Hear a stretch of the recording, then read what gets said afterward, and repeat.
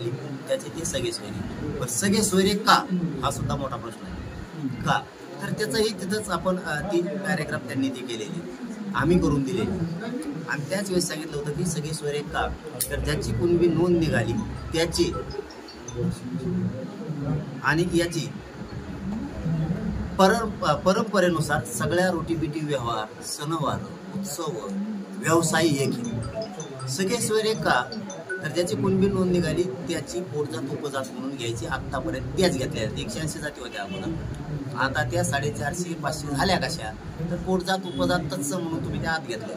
मग कुणबीची मराठ्यांची पोटजात कुणबी होतीच उपजात होतीच म्हणजे तिथं एक रूल आणि इथं एक हे मान्य नाही आम्हाला. म्हणून सगळे सोयरे घ्यायचे की त्याचा आणि याचा व्यवसाय एकच आहे त्याची पोटजात उपजात म्हणून घ्यायची.